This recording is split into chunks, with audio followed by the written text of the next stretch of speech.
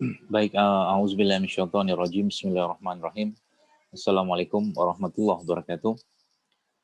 Waalaikumsalam Alhamdulillah, warahmatullahi wabarakatuh. hamdan katsiran thayyiban mubarakan fi kama yuhibbuna wa yarda. Asyhadu an la ilaha illallah wahdahu la syarika lahu wa asyhadu anna Muhammadan abduhu wa rasuluhu la nabiyya ba'da.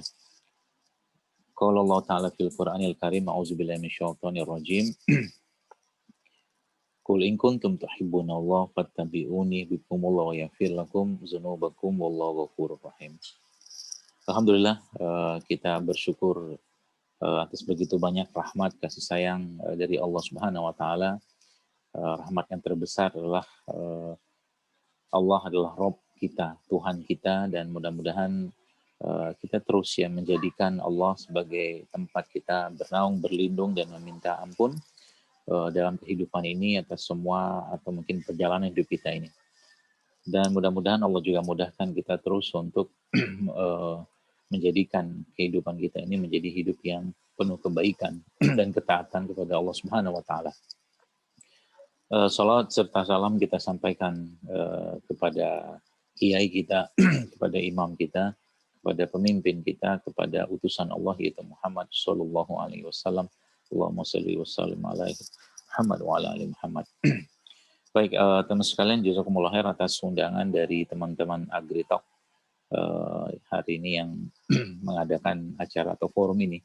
Mudah-mudahan apa yang akan saya sampaikan ini bisa bermanfaat dan bisa diterapkan dalam kehidupan sehari-hari sehingga kita bisa menjadikan badan kita, khususnya raga ini yang Allah titipkan sebagai amanah ini, bisa lebih baik lagi dalam menjalankan ketaatan. Karena banyak amalan-amalan dalam Islam itu memerlukan fisik atau raga yang kuat. Baik, teman-teman sekalian yang saya hormati, saya sebenarnya bukan ahli food combining ya, dan saya sebenarnya tidak terlalu spesifik mengajarkan tentang food combining ya, sehingga nanti mungkin pembahasan saya tidak berfokus pada itu, tapi berfokus ke bagaimana sebenarnya Islam memberikan petunjuk tentang apa itu namanya makanan ya, karena memang ada nutrisionis atau orang-orang yang memang ahli dalam food combining ya. Tapi sebenarnya kalau kita melihat dalam Islam, teman-teman sekalian, kunci kesederhanaan atau kunci kesehatan dalam Islam itu adalah semakin sederhana apa yang dimakan atau dikonsumsi seseorang. Ya. Kuncinya itu saja, kata kuncinya. Artinya semakin tidak terlalu banyak ragam makanan yang dimakan, ya, dan tidak terlalu sering pastinya, itu ternyata sangat meringankan tubuh dalam melakukan aktivitasnya. Ya. Jadi kalau kunci ini sebenarnya kita kembalikan pada Al-Quran, ya mungkinlah ini disebut dengan food combining itu gitu, atau mungkin apa tuh namanya, apa yang ada dalam Al-Quran tersebut kemudian dibahasakan dengan bahasa-bahasa tertentu oleh orang-orang zaman sekarang. Ya, sebagaimana ayat dalam surat Ali Imran Al-A'raf yang sering kita dengar ya, yaitu wakulu auzubillahi wakulu wasrobu wala tusrifu. Ya. Jadi makan dan minumlah kalian tapi jangan berlebihan. Ini sebenarnya ayat yang menjadi cikal bakal pokok ilmu kesehatan ya. Memang Al-Quran tidak menyebutkan secara detail ya tentang apa yang harus dimakan tiap hari, karena itu dikembalikan kepada keimanan atau ketakwaan seseorang, karena memang makanan pada akhirnya jika berlebihan itu akan melemahkan keimanan seseorang. Dan itu memang dibuktikan ya, bahwa para salafus saleh atau orang-orang soleh zaman lalu, termasuk salah satu ulama besar dalam Islam yaitu Ibnu Qayyim al-Jauziyah rahimahullah, itu mengatakan salah satu penyebab lemahnya iman itu adalah banyaknya makan.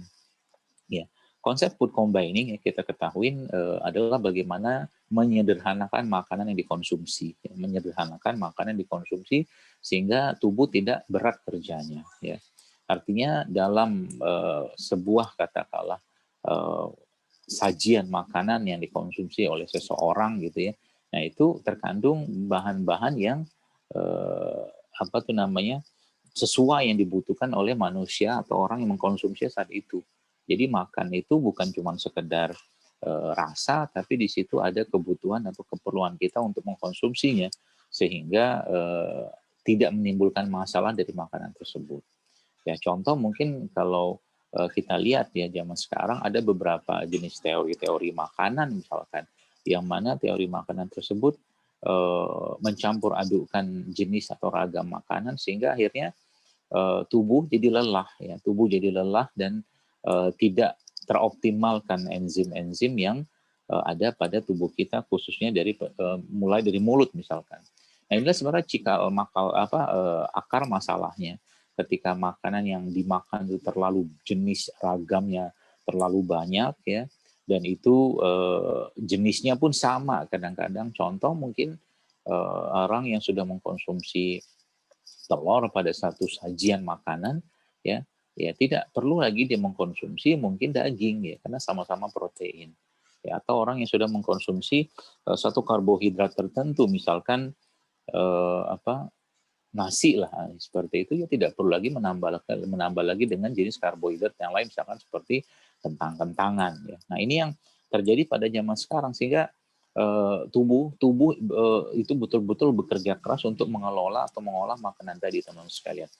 Jadi kalau kalau kita memahami konsep ini, yang sebenarnya itulah konsep Islam, cuman ya tidak disebutkan secara langsung gitu kan, tidak disebutkan secara langsung. Belum lagi ditambah sudahlah yang dimakan berlebihan, ya udah gitu nggak sehat lagi, ya, dan dimakan tidak dengan adab-adab yang diajarkan oleh baginda Nabi Shallallahu Alaihi Wasallam. Jadi kalau itu katakanlah terus-menerus terjadi, pasti akan ada masalah dalam tubuhnya. Pasti akan ada masalah dalam organ pencernaannya khususnya. Numpuk di mana-mana makanan tersebut dan subhanallah akhirnya menjadi penyakit. Apalagi tadi makanan tadi berat untuk dicerna. Ya. Berat untuk dicerna maksudnya apa? Makanan-makanan yang miskin serat, ya, miskin enzim seperti itu, saya katakan itu berat dicerna. Maka tadi kembali ke konsep katakanlah mungkin bahasanya itu food combining dalam Islam ya.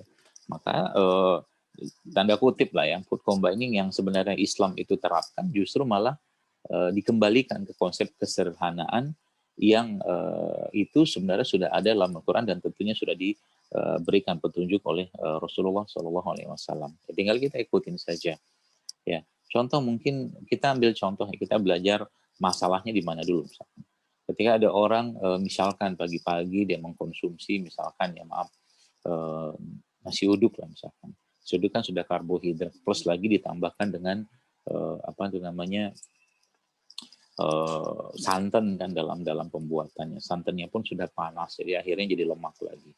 Kemudian yang selanjutnya teman-teman sekalian, subhanallah ya, ditambah nasi uduk kemudian tambah lagi dengan misalkan dia makan gorengan atau bakwan gitu kan.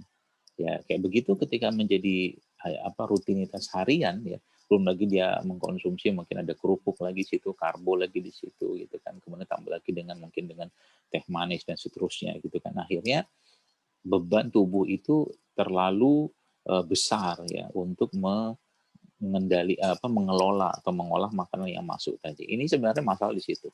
Padahal sebenarnya sederhana kalau kita mengerti konsepnya. Katakanlah kita pagi-pagi itu ya kita tahu bahwa fase di pagi hari itu adalah fase pengeluaran. Nah, biasanya kan kita pagi-pagi kan buang air besar ya ke belakang ke toilet gitu ya. Maka jangan terlalu banyak makanan yang masuk di pagi hari, secukupnya saja. Kalau memang butuh sarapan ya sarapan-sarapan yang memang menguatkan pencernaan atau membantu pengeluaran tadi, contoh air putih, ya buah-buahan ya, kemudian juga mungkin sayur-sayuran sedikit ya.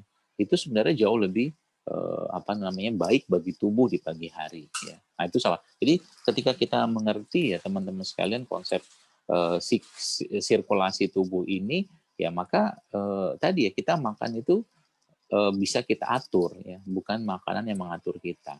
Ya, bukan makanan yang mengatur kita.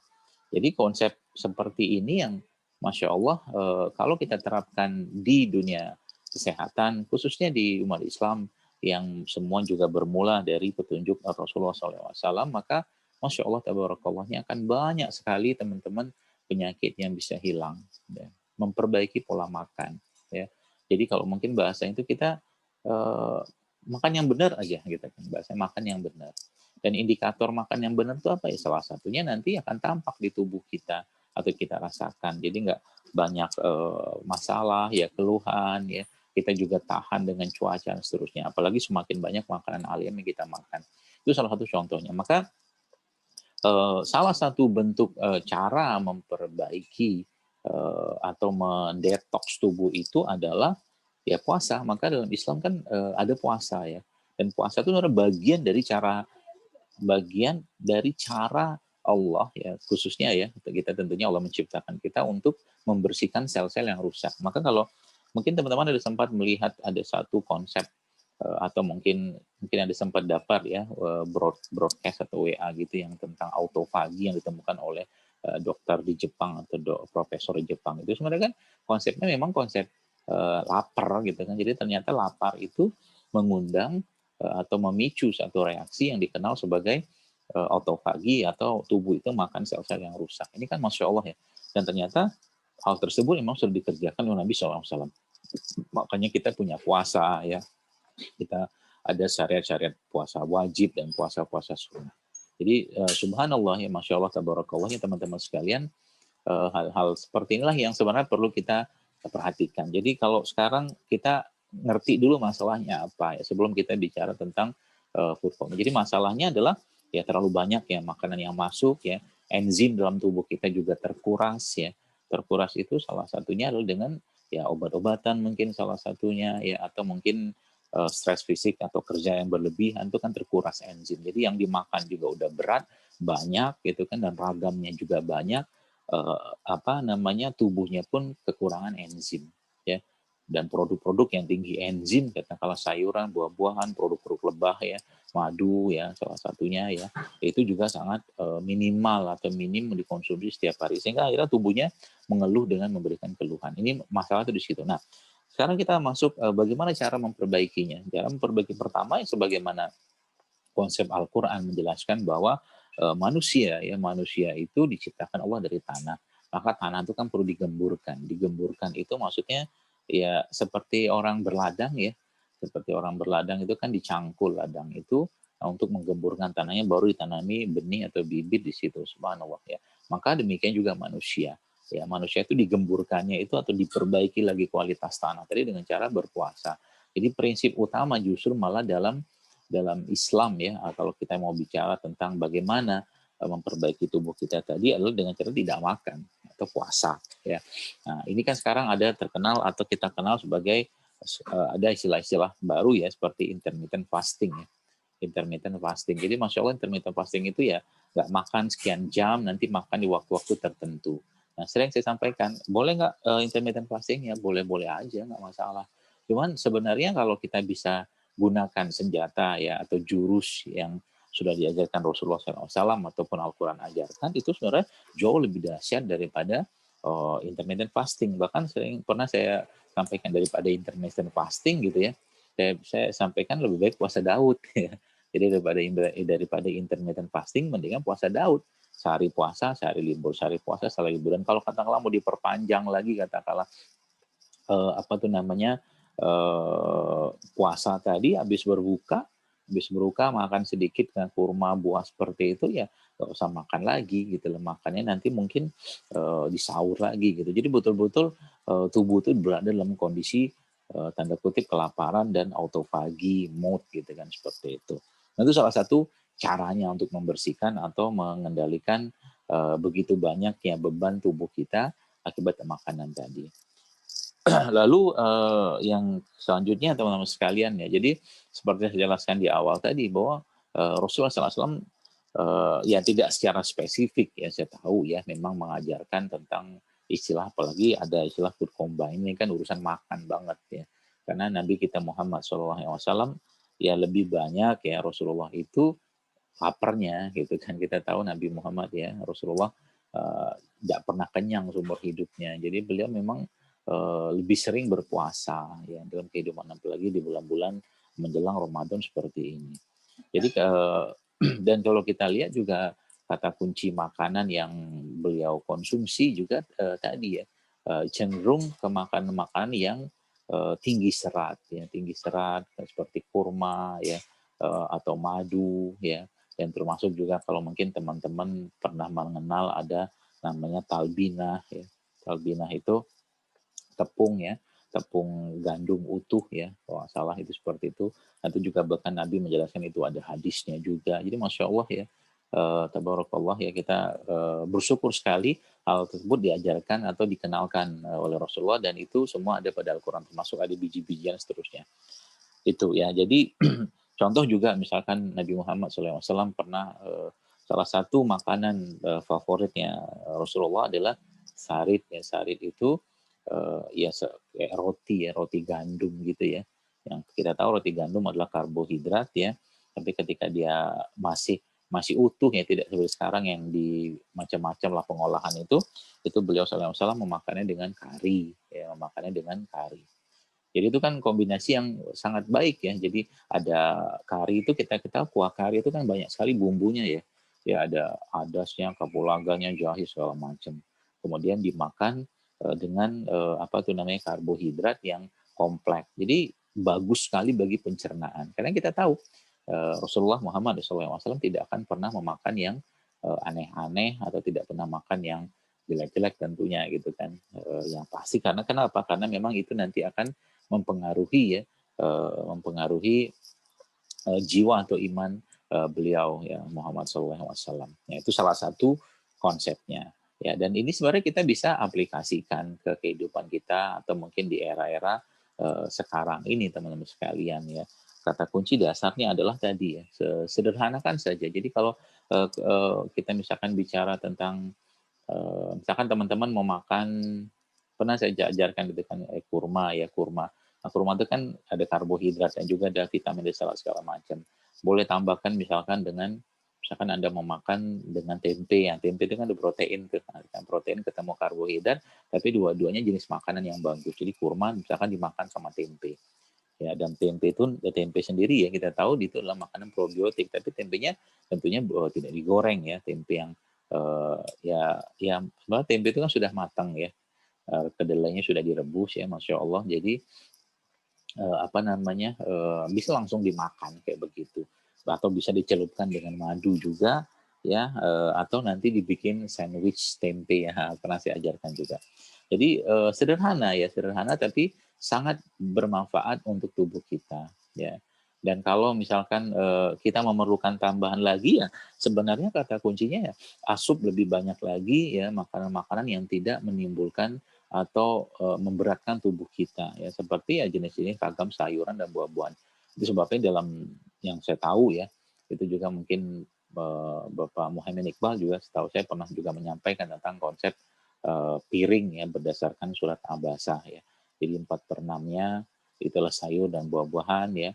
Kemudian 1/6-nya adalah apa tuh namanya, biji-bijian ya, 1/6-nya itu nanti adalah protein. Setahu saya begitu ya. Nanti mungkin bisa tanya beliau. Itu konsep yang diambil dari apa namanya, prinsip yang ada pada surat Abasa ya, seperti itu.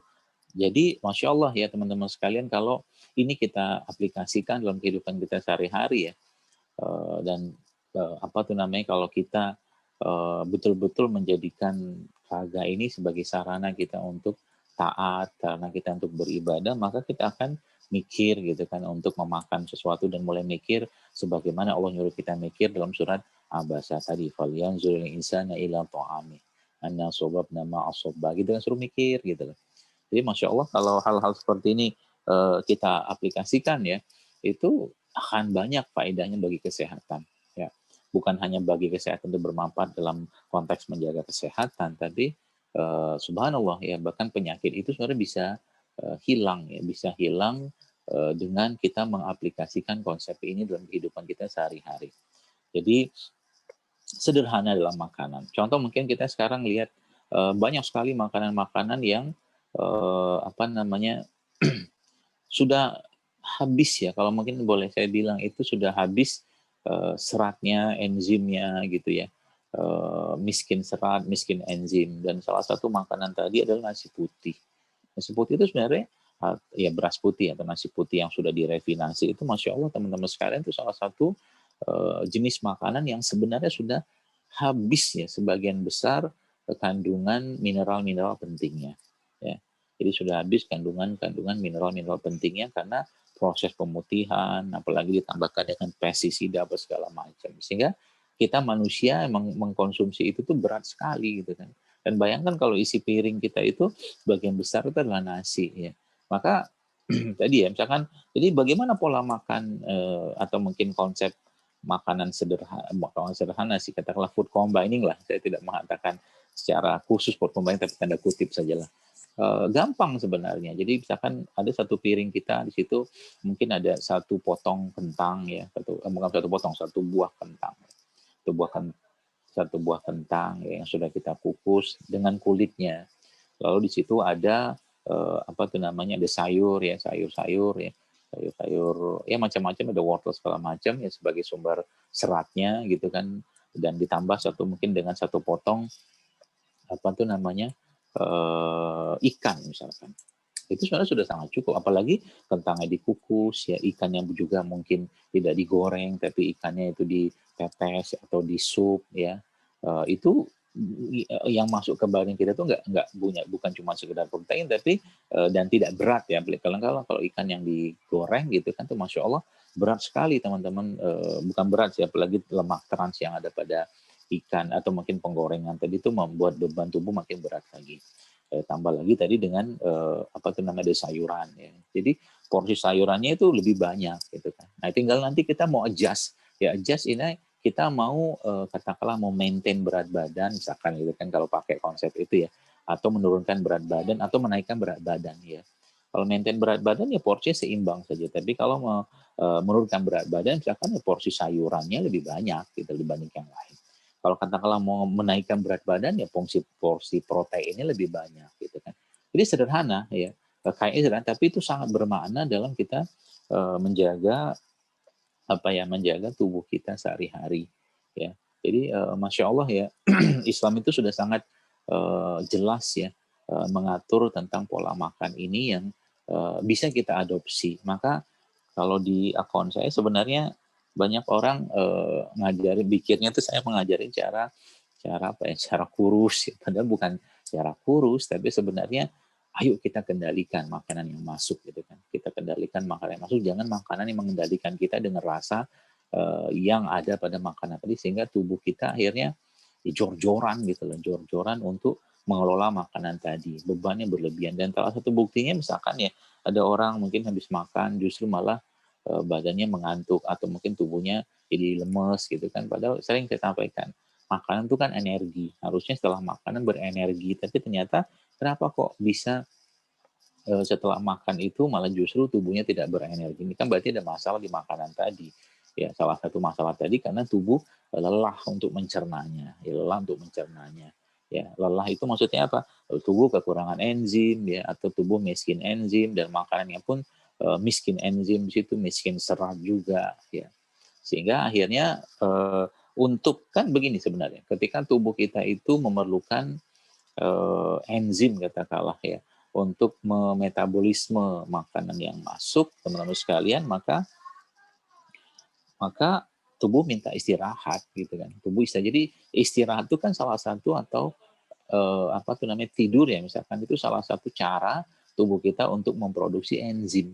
Nah, yang menariknya lagi adalah ketika kita mengetahui bahwa ada salah satu petunjuk dari Nabi Muhammad SAW tentang bagaimana cara mengoptimalkan enzim di siang hari yaitu dengan cara kailulah atau tidur siang. Itu salah satu cara yang paling baik untuk membentuk enzim baru ya di tubuh kita di setiap harinya dengan tidur yang tidak lama ya.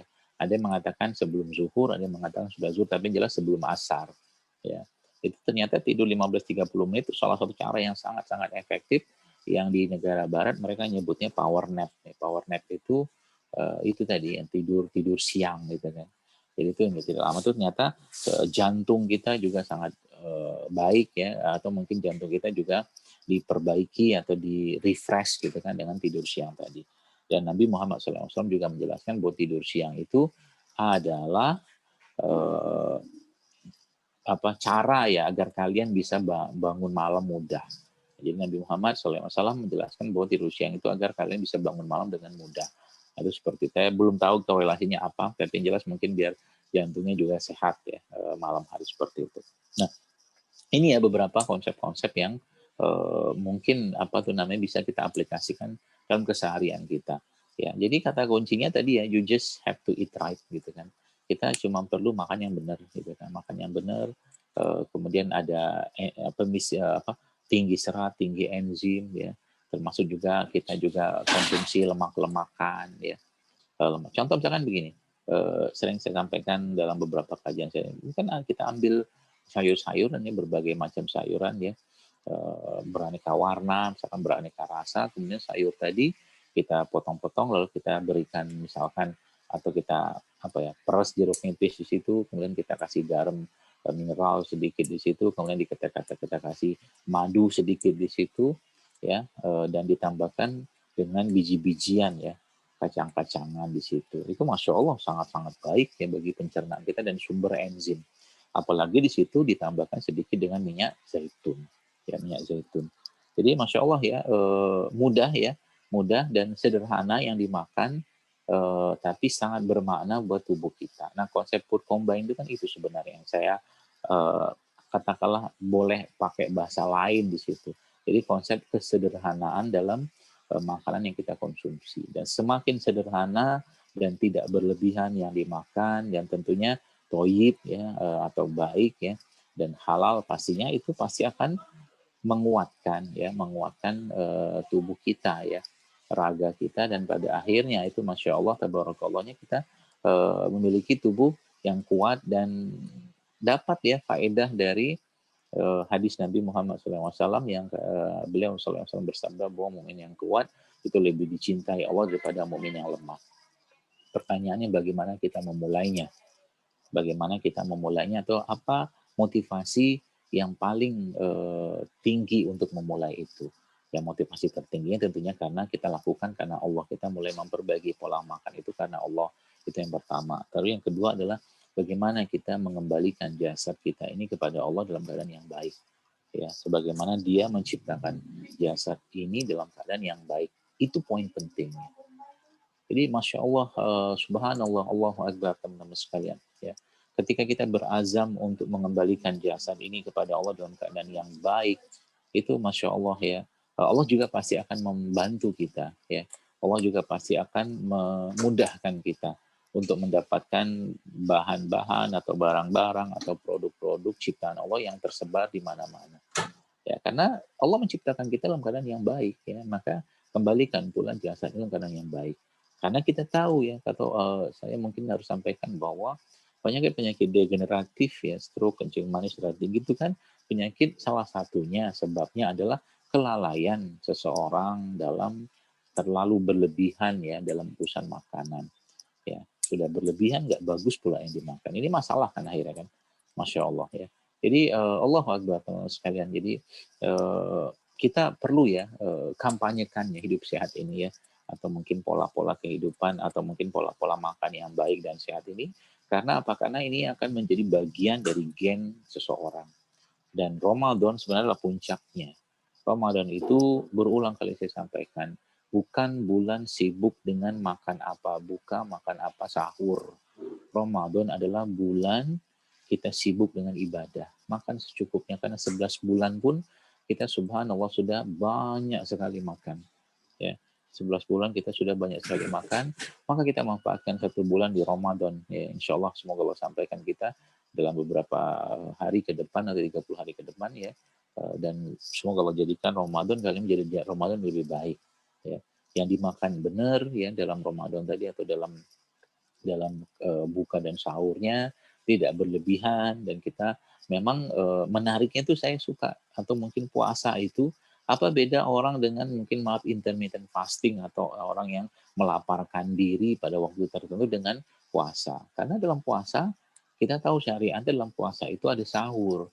Jadi sahur itu apa ya mungkin bahasa saya itu tuh seakan-akan kita berbicara kepada tubuh kita, wahai tubuh, ini makanan terakhirmu ya. Nah, silakan kalau ada butuh energi atau kalori lain, silakan ambil dari cadangan-cadangan dalam tubuh saya, gitu lah. Jadi masya Allah ya.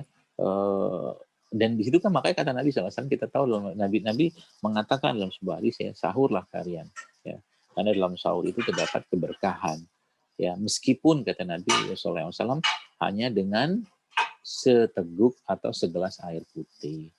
Tapi kan sebenarnya dalam bahasa mungkin maaf ya, mungkin dalam bahasa apa ya, penjelasan atau kita informasi ke tubuh kita itu masya Allah teman-teman sekalian, di segelas air putih itu seperti informasi gitu loh ke badan bahwa nggak ada makan lagi ya hari ini ya sampai sore.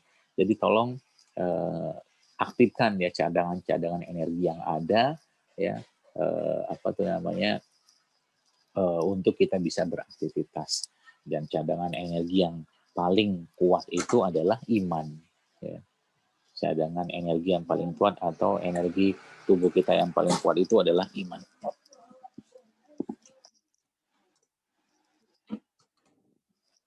Ya, maka puasa ya adalah atau goal dari puasa adalah la'alakum tattaqun ya, menjadi orang-orang yang bertakwa. Jadi ya masya Allah ya teman-teman sekalian ya, kita bersyukur ya ditakdirkan ya menjadi umat Rasulullah SAW yang ada syariat puasa 30 hari penuh seperti ini yang penuh kebaikan, penuh keberkahan, dan memang justru malah puasa adalah saatnya kita menyederhanakan makanan yang kita konsumsi setiap hari ya, dan sesuaikan dengan kebutuhan kita ya. Dan puasa adalah saatnya kita food combiningkan tanda kutip ya makanan yang kita makan, sehingga makanan-makanan tadi itu betul-betul menjadi pembangun ya, atau mengembalikan lagi metabolisme tubuh yang mungkin sudah kacau selama 11 bulan ya. Jadi subhanallah ya, kalau lagi-lagi ya kalau itu atau mungkin konsep ini kita pakai ya khususnya di waktu Ramadan seperti yang akan segera kita sampaikan insya Allah itu ya, saya membayangkan umat Islam itu sebenarnya akan menjadi umat yang sangat-sangat kuat ya. Sangat kuat baik secara imunitasnya ataupun secara imanitasnya tanda kutip ya. Dengan tadi ya makan-makan yang memang dia perlukan, dia butuhkan dan tidak berlebihan. Seperti itu. Tambah lagi ya mungkin dengan beberapa syariat-syariat yang sangat baik ya yang kita bisa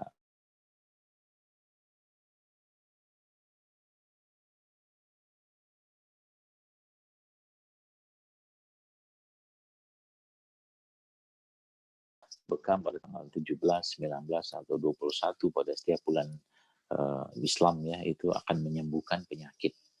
Jadi masya Allah teman-teman sekalian, ini sebuah kabar gembira ya, kabar gembira dari Allah, dari Rasulullah untuk kita tinggal pakai jurus-jurus ini gitu kan. Dan kalau boleh saya bilang itu bukan lagi murah ya, tapi uh, gratis gitu kan, gratis yang kita bisa pakai kapanpun ya, kita bisa pakai dimanapun gitu kan, karena memang tadi ya kita butuh raga yang sehat untuk bisa melaksanakan perintah-perintah Allah Subhanahu wa taala. Saya kira mungkin cukup penjelasan dari saya sedikit ini, dan biar lebih apa namanya interaktif ya, mungkin kita melanjutkan dengan sesi tanya jawab saja, biar nanti mungkin banyak yang bisa kita gali lagi ke depan bagaimana sebenarnya konsep-konsep pemakanan atau diet dalam Islam itu. Wallahu a'lam bishawab. Saya kembalikan lagi pada moderator. Assalamualaikum warahmatullahi wabarakatuh. Waalaikumsalam warahmatullahi wabarakatuh. Ya, syukran jazakumullah khair kepada Ustadz ya. Ada beberapa catatan dari saya. Yang pertama itu yang mungkin bisa membantu. Mungkin makan itu pertama itu adalah merupakan usaha kita mendapatkan energi untuk beribadah dan untuk menjaga tubuh kita dalam keadaan baik dan mengembalikannya juga dalam keadaan baik.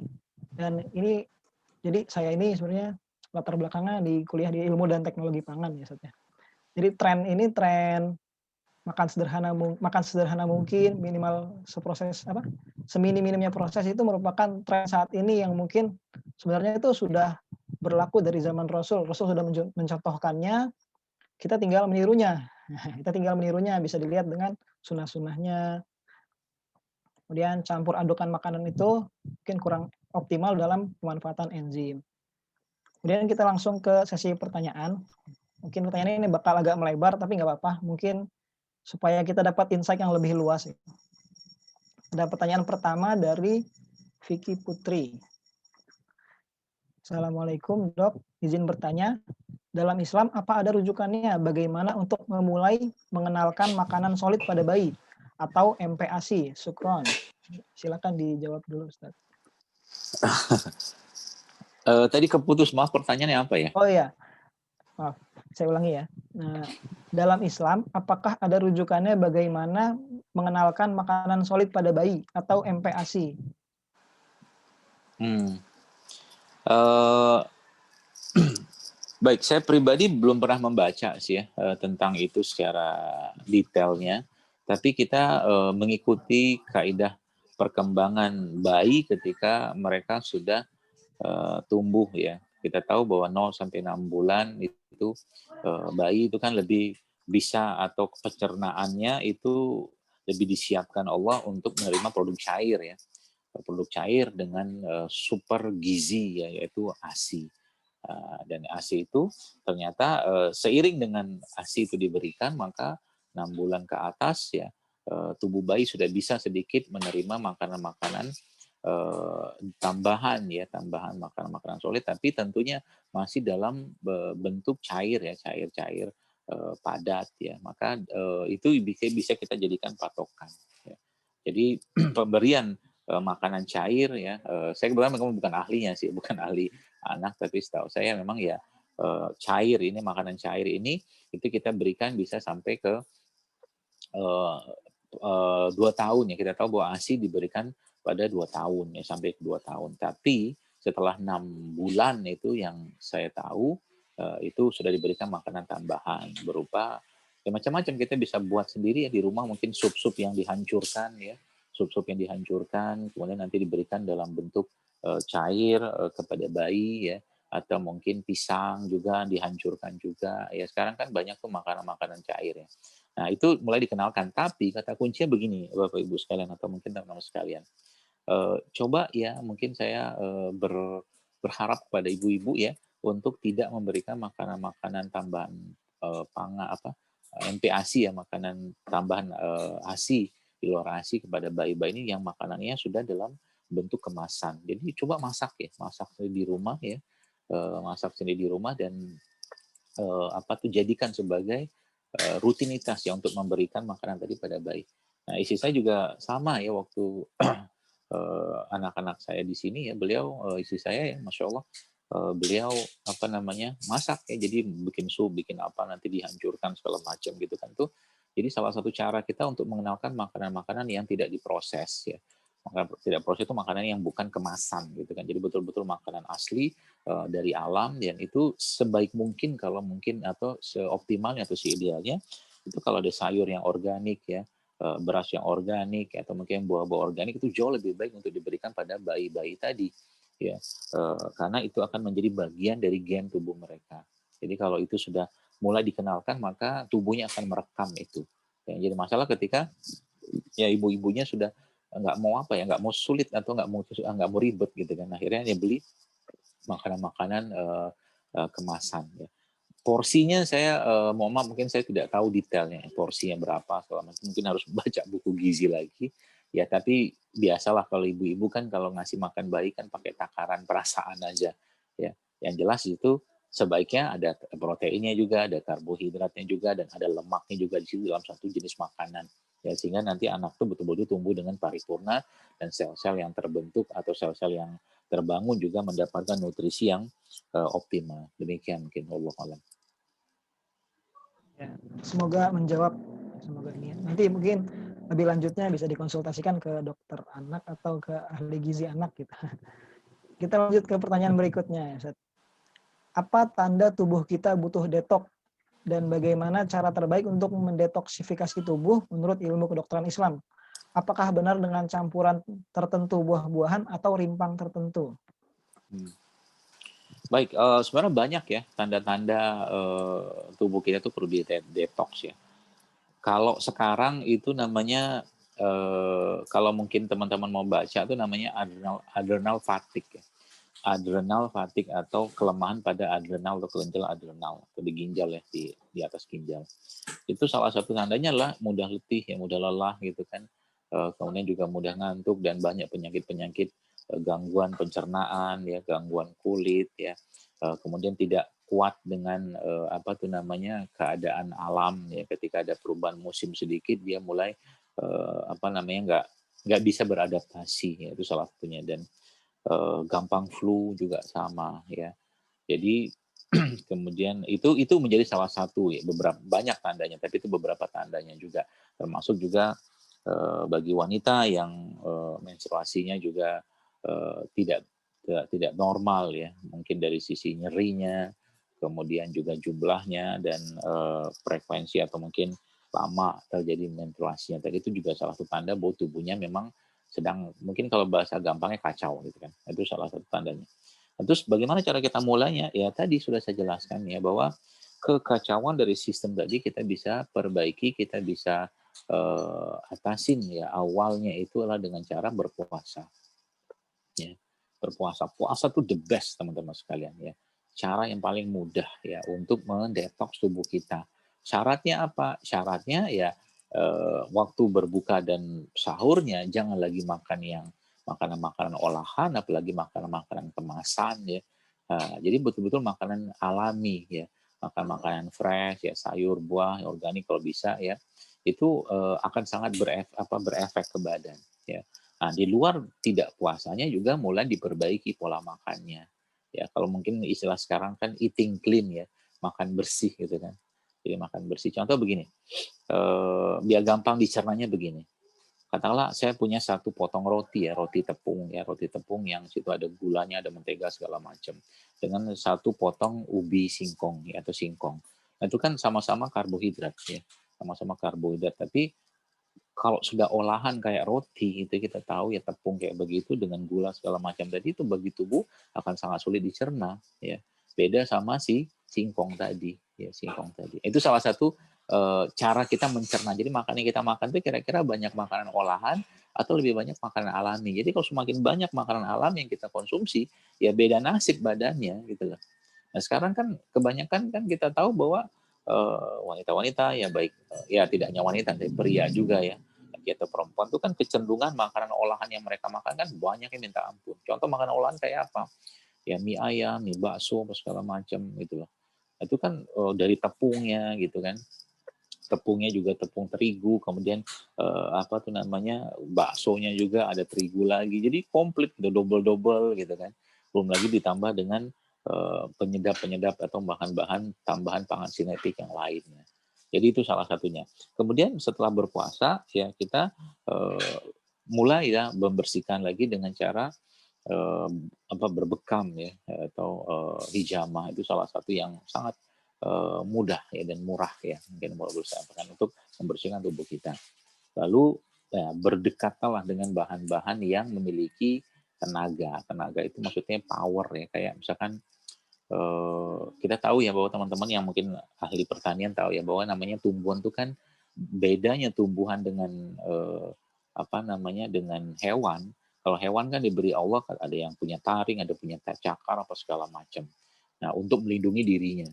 Nah, kalau tumbuhan kan nggak punya itu, tapi mereka dibekali Allah dengan bahan-bahan yang melindungi tubuh mereka, atau mungkin melindungi apa namanya tumbuhan tadi gitu kan. Ya itulah kandungan antioksidan apa segala macam gitu kan.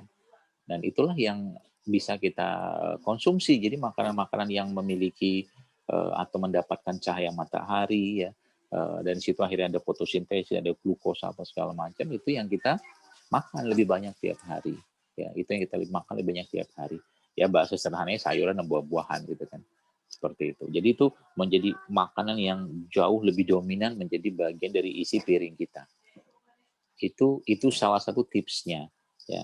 Dan mulai stop, ya, lemak-lemak trans, ya, misalkan minyak-minyakan, ya, kemudian gula pasir, ya, tepung-tepung terigu itu, dan apa tuh namanya termasuk juga nasi putih juga sudah mulai coba dikurangi, diganti dengan karbohidrat yang lain, ya.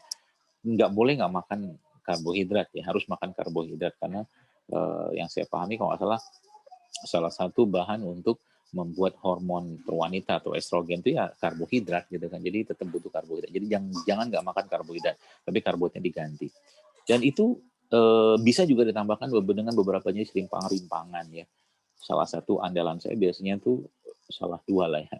Itu adalah kunyit ya, kunyit serai ya. Kunyit serai itu powerful sekali ya untuk membersihkan tubuh ya. Jadi bisa diminum 2 kali sehari. Jadi kunyit mungkin satu jempol lah ya.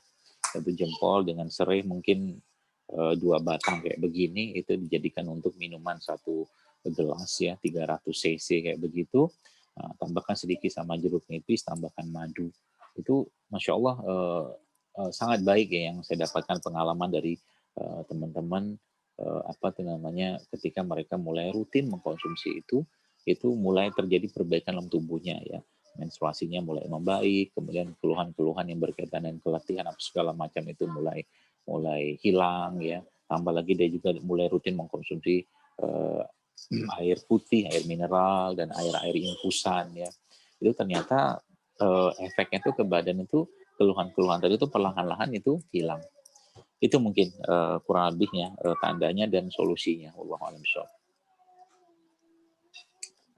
Baik, semoga pertanyaan tadi menjawab ya, jawaban tadi menjawab pertanyaan yang diajukan. Dan ada pertanyaan, 3 pertanyaan saya gabung tentang puasa ini, Ustaz. Tentang puasa itu apakah dalam Al-Qur'an terdapat anjuran mengenai rentang waktu puasa yang diperbolehkan? Kan kadang misalkan di bumi utara 20 jam puasanya gitu, atau enggak di selatan lebih sebentar. Atau juga kadang kita terlewat sahurnya gitu, terlewat sahurnya karena tidak bangun. Nah, itu berapa lama maksimalnya? Kemudian pertanyaan keduanya, sebaiknya menu apa yang digunakan ketika sahur dan berbuka agar tidak lemas ketika siang dan tidak ngantuk ketika malam gitu. Dan kemudian pertanyaan ketiga, lebih baik puasa Senin Kamis atau puasa Daud? Mungkin pertanyaan yang ketiga kali ya, yang gampang dijawab Ya, yang ya. itu dulu, Sebenarnya silakan. setiap puasa itu memiliki keunggulan masing-masing ya. Dan ada puncaknya puasa. Kalau puncaknya puasa itu yang puasa Daud. Jadi kalau Nabi SAW menjelaskan sebaik-baik puasa itu puasanya Nabi Daud, kata Nabi SAW. Nah, jadi kalau kita mau mendapatkan pahala yang terbaik dari puasa Daud. Kenapa? Gak gampang loh. Saya pribadi pernah nyobain puasa Daud yang bertahan cuma 3 bulan gitu. Apalagi kalau yang banyak kegiatan gitu kan, nggak gampang menahan godaan ketika orang harus harus makan atau lagi puasa harus makan gitu loh. Jadi itu sebaik-baik puasa Daud. Jadi sama puasa Senin Kamis gimana? Ya baik juga karena memang ada hadis yang lain gitu kan. Jadi ibadah itu setiap ibadah itu punya keunggulan masing-masing ya. Yang itu kita bisa ambil semua kalau bisa ambil semua. Kalau bisa ambil yang ultimate-nya ya ultimate kita ambil. Contoh mungkin sebaik-baik sholat setelah sholat fardu lah sholat tahajud kan gitu. Nah, itu salah satunya. Bukan Nabi tidak menyebutkan sholat rawatib, tapi Nabi menjelaskan lagi bahwa ternyata sholat rawatib, orang yang mengerjakan sholat rawatib full dari subuh sampai isya ya, dia mengerjakan 12 rakaat itu Allah bangunkan istana di surga untuknya. Itu kan jadi faedah yang lain gitu lah. Jadi kita tinggal ambil mana yang mudah untuk kita, itu aja sih. Nah, kemudian yang pertanyaan pertama berkaitan dengan lamanya berpuasa ya. Ya kita tahu bahwa puasa itu ya dimulai ya dari terbitnya matahari ya waktu subuh ya, kemudian diakhiri dengan tenggelamnya matahari waktu maghrib. Itu standar normal ya, kita rata-rata kan sekitar 12 sampai 14 jam. Nah, ulama-ulama memang menyebutkan ya, mungkin bisa tanya kepada ahlinya, kepada ahli fikihnya, emang ada beberapa tempat-tempat yang memang akhirnya bisa sampai 20 jam ya mereka berpuasa. Nah, itu ternyata emang ada rukso atau kesepakatan para ulama untuk mereka berpuasanya itu sesuai dengan batas waktu kewajaran orang berpuasa. Nah, itu yang saya tahu ya. Nanti silakan tanya ke ahli fikihnya tentang itu. Itu ya. Jadi kurang lebih kayak begitu. Jadi rata-rata ya tadi ya patokannya itu kan sebenarnya bukan jam tapi matahari terbit dan matahari tenggelam itu puasa. Ya, itu. Maka kalau itu patokan dipakai, tinggal disesuaikan. Dan kuat nggak kita? Karena beberapa tempat mungkin seperti daerah di Amerika ya, Amerika itu ada beberapa tempat yang itu mereka sahurnya itu sahurnya itu bisa jam 2 gitu kan, jam 2. Nanti pokoknya lama lah gitu loh. rentang puasa itu lama banget gitu kan. Tapi mereka kan udah terbiasa, akhirnya mereka tetap berpuasa dengan pola kayak begitu gitu kan. Jadi rentang waktu antara isya ke sahur tuh cuma sejam 2 jam gitu loh. Nggak kayak kita kan panjang isya ke sahur ya. Seperti itu. Nah, terus makanan apa yang kita kalau berbuka ya tentunya kita mengambil faedah atau keberkahan dari contoh Nabi kita Muhammad SAW. Kita tahu bahwa Rasulullah SAW ya ketika berbuka beliau mengkonsumsi atau memakan rutop. Rutop itu kan kurma basah. Kalau tidak ada kurma basah, Rasulullah SAW mengkonsumsi tamar. Tamar itu kan kurma kering. Kalau tidak ada kurma kering, beliau mengkonsumsi air putih atau minum air putih. Itu dulu kita kerjakan. Jadi bertamar, kalau nggak air putih, ngambil faedah dari keberkahan atau sunnah Nabi tadi. Lalu apa yang kita makan ya? Kalau saya pribadi sih ya, memang menyarankan ya, kalau kita memang mau fokus di Ramadan ini untuk tidak terlalu fokusnya ke ibadah, maka khususnya waktu berbuka puasa, jangan terlalu banyak makanan-makanan yang berbasiskan protein hewan, ya, protein sekali dicerna, dan karbohidrat yang dimakan itu pilihlah karbo-karbo yang kompleks ya, karbo-karbo kompleks yang masih tinggi serat ya. Sehingga nanti waktu waktu sholat tarawihnya yaitu kita tidak sibuk atau tubuhnya tidak sibuk dengan urusan makanan gitu kan. Urusan makanan itu apa? Karena ngantuk gitu kan, tadinya tubuh sibuk dengan urusan makanan tuh ya, seperti itu. Dan sebenarnya dalam settingan untuk tidak banyak makan, karena sebenarnya kalau kita lihat ya, feeding state itu rentang waktu kita makan selama puasa itu kan pendek sekali loh. Katakanlah kita bersahur itu pukul 4 ya. Sahur itu pukul 4. Kemudian kita berbuka pukul 6. Ya, kemudian berarti sudah 14 jam kita berpuasa. Kemudian jam 6 kemudian kita jam setengah 7 dan seterusnya sampai ke tarawih ya. Itu rentang waktu kita tuh cuma 2-3 jam loh untuk makan. Ya, jadi rentang waktu kita itu cuma 2-3 jam untuk makan. Sisanya kan kalau kita lihat Rasulullah SAW ya habis sholat tarawih ya mungkin sahabat ada beberapa yang sholat dari isya habis tarawih ya tidur gitu kan. Artinya feeding state kita itu kecil, rentang waktu itu kecil, dan artinya lagi kalau habis misalkan tarawih itu kita tidur ya, maka kita sebenarnya tanda kutip puasa lagi sampai ke sahur. Puasa lagi sampai ke sahur. Artinya tubuh kita dalam kondisi autofagi gitu lah, karena nggak ada makanan yang masuk. Makanya waktu mau tidur ketika Ramadan habis tarawih itu teman-teman sekalian juga jangan banyak makan makanan yang berat ya, apalagi makanan-makanan yang lemaknya itu sangat-sangat berat untuk dicerna. Nah, kembali terus ke sahur ya. Ke sahur. Sahur apa kita makan ya? Kita tahu nggak habis sahur kita banyak aktivitas ya. Kita butuh protein ya, kita butuh karbohidrat, cuman batasin jumlahnya ya, batasin jumlahnya. Kita butuh juga lemak, dan lemak itu salah satu yang saya sangat sarankan waktu Anda bersahur ya, wajib dimakan. Habis itu makan apa? Nah, sayuran, buah-buahan lebih optimal, tambah sedikit sama protein ya, protein ya kayak ikan, daging-dagingan ya. Saya lebih memilih kalau bisa ikan lebih baik ya, karena lebih gampang, bukan lebih gampang sih, secara karakter kandungan ya omega 3 dan segala macam kan lebih tinggi pada ikan. Dan salah satu saran saya adalah waktu sahur itu kenyang pula waktu sahur itu. Ya, jangan kenyang. Kita kondisikan badan kita itu dalam kondisi kalori defisit menurut saya sih. Terutama bagi yang sudah berlebihan dalam urusan makanan. Tapi kalau misalkan dia masih butuh asupan protein lagi ya, dia harus tambah protein ya. Protein tambah kapan? Kalau saya lebih sarankan di waktu sahur, jadi sehingga nanti itu bisa dipakai seharian. Kurang lebih kayak begitu gambarannya. Saya sarankan ya bulan Ramadan itu sudah ya berpisahlah sama misalkan sirup-sirupan, goreng-gorengan, tepung-tepungan, minyak-minyakan ya. betul-betul clean yang dimakan itu, sehingga tubuh tuh betul-betul mendapatkan asupan nutrisi yang apa namanya ya, fresh, yang alami. Demikian mungkin, wallahu a'lam bishawab. Ya, alhamdulillah. Pertanyaan tentang puasa sudah disampaikan semuanya. Berikutnya ini ada pertanyaan tentang food combining, Ustaz. Ini sebenarnya yang sangat mengganjal bagi saya juga gitu ketika saya baca-baca tentang food combining itu, bagaimana karbohidrat tidak boleh bersatu dengan protein gitu dalam makanan. Karena tadi pemaksimalan enzim. Nah, tapi apakah sebaiknya, tapi kita juga kenal pedoman gizi seimbang begitu. Kita makan nasi. Kira-kira menurut Ustaz bagaimana tanggapan seharusnya yang sebenarnya seperti apa? Kemudian apakah nasi bercampur dengan protein dari hewani gitu Ustaz?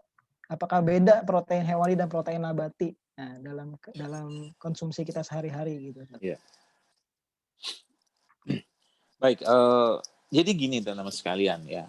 Kalau tubuh kita ya, kita berada pada kondisi optimal ya, berada pada kondisi yang stabil ya, maka masya Allah sebenarnya dia bisa mengelola apapun yang masuk ya.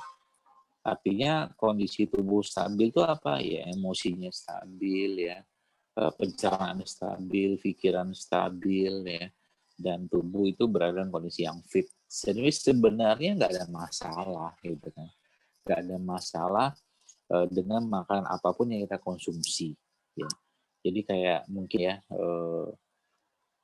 apa karbohidrat campur protein tadi gitu kan, ya sebenarnya kalau saya pribadi ya tidak menganut konsep itu, karena kalau tubuh kita lagi-lagi dalam kondisi yang baik, apalagi ada asupan, misalkan orangnya yang bersangkutan rajin minum probiotik, enzimnya juga tinggi, cukup banyak, dan dia tidak makan makanan yang aneh-aneh yang lain gitu kan, maka tidak akan ada masalah sebenarnya. Contoh mungkin dia makan satu bulat kentang kayak begini gitu kan, dengan ukuran dia standar lah gitu kan, dengan dia makan satu yang udah direbus dengan satu potong ikan misalkan.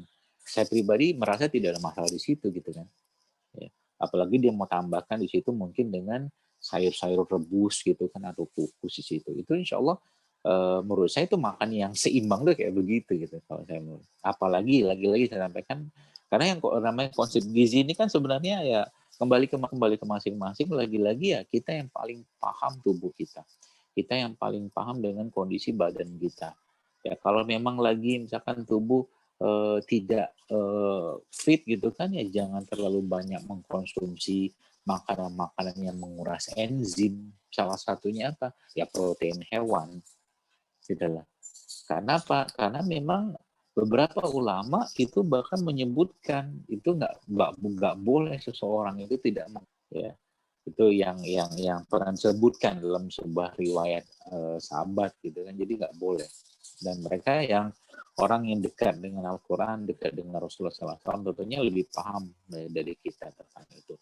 Jadi makan ya seperlunya kita, secukupnya kita, dan pastikan tubuh kita itu dalam kondisi makanan-makanan yang kita makan. Nah, salah satu caranya adalah dengan cara kita mengikuti petunjuk Allah dalam Al-Quran. Misalkan gitu kan, kita mulai membiasakan untuk mengkonsumsi buah sebelum makan-makan yang berat. Itu salah satu caranya, mengkonsumsi buah-buahan. Ya, itu seingat saya dalam surat Al-Waqiah tuh, ya buah-buahan sebelum daging kata Allah begitu. Nah, itu salah satu cara untuk mempersiapkan enzim ya. Atau mungkin juga sebelum makan ya kita mulai mengkonsumsi mungkin entah probiotik, entah minum madu gitu kan yang kasih air gitu ya. Atau mengkonsumsi sayuran-sayuran dulu gitu kan, sehingga nanti ketika makan yang perlu bantuan enzim yang banyak gitu kan, ya seperti tadi daging-dagingan tadi, yaitu tubuh sudah dalam keadaan yang siap, yang tidak kaget gitu kan. Dan memang banyak sekali memang para ahli memang menyebutkan gitu ya tentang perlunya kita membatasi protein hewan sebenarnya. Jadi protein hewan tuh kalau teman-teman mau batasin itu efek ke badan itu akan dahsyat sekali ya. Dan memang apa beda protein hewan sama protein nabati gitu kan ya. Yang saya tahu bahwa protein nabati itu lebih tinggi seratnya ya. Meskipun dua-duanya plus minusnya, beberapa jenis asam amino pada protein hewan tidak ada pada protein nabati. Ya. Jadi artinya imbangin saja, ya imbangin saja. Artinya kalau katakanlah kita dalam mau pakai konsep ini, katakanlah ya ada beberapa ilmuwan tuh pernah menyebutkan bahwa ya misalkan 1 pekan itu 7 hari, ya 5 hari itu ya protein nabati aja, baru 2 harinya itu protein hewan, itu pun tertakut mengelolanya atau apa namanya ya mengolahnya, maaf, seperti itu yang saya pahami mungkin, wallahu alam. Syukron Ustaz atas jawabannya. Nah, sebenarnya kalau yang mengganjal bagi saya tuh di jurnal-jurnal juga belum ada yang membuktikan secara khusus tadi food combining secara yang tren akhir-akhir ini dengan manfaat bagi kesehatan. Manfaatnya lebih karena kita itu.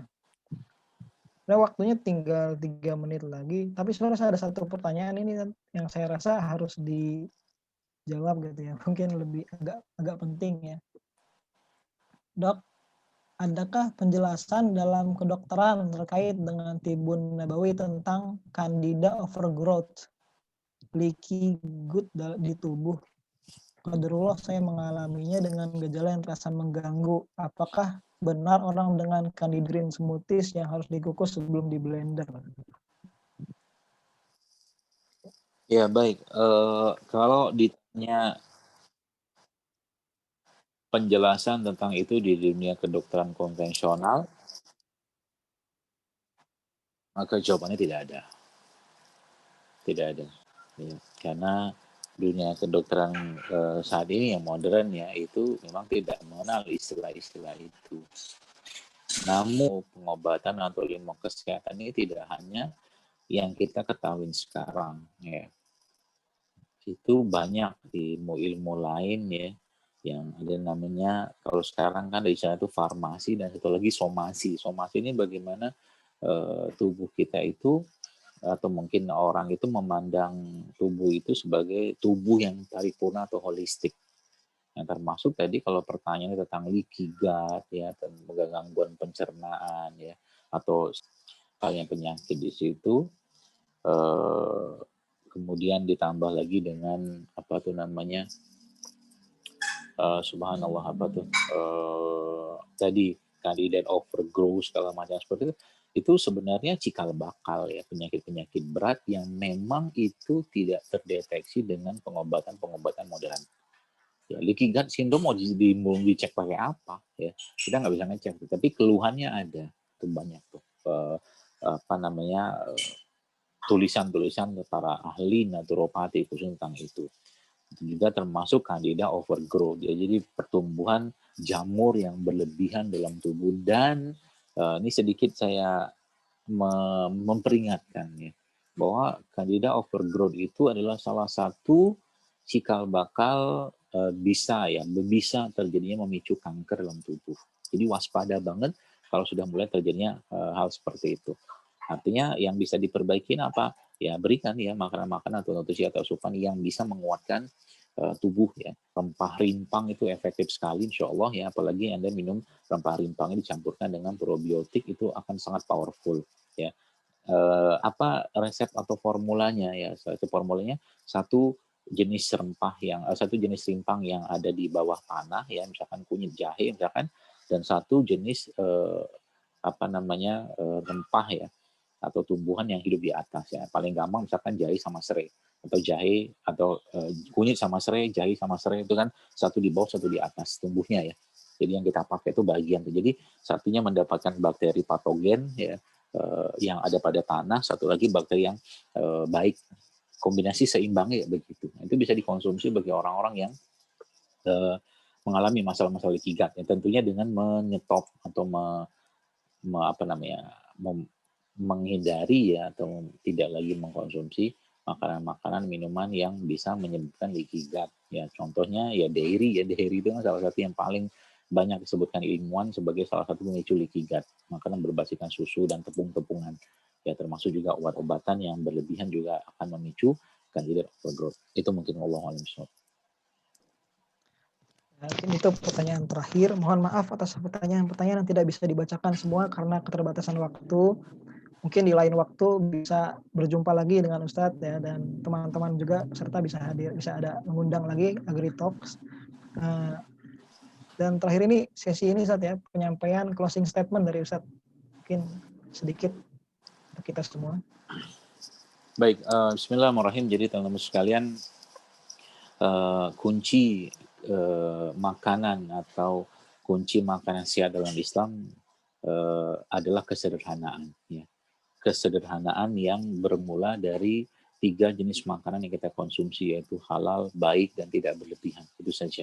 Jadi kalau kita optimalkan itu dalam kehidupan kita sehari-hari, tidak berlebihan dalam makanan, sederhana dalam makanan-makanan yang kita perlu, maka insya Allah tubuh kita akan selalu terjaga, dan lagi-lagi kita niatkan ini sebagai bentuk cara kita bersyukur atas nikmat tubuh yang sehat dan paripurna ini, sehingga nanti pada waktunya ketika Allah meminta kembali raga dan ruh kita ini, kita kembalikan dalam keadaan yang baik, ya. Dan itulah esensi dari kehidupan kita, mengembalikan jasad kita dalam keadaan yang baik dan mengembalikan ruh kita juga dalam keadaan yang baik. Demikian mungkin. Semoga Allah mudahkan.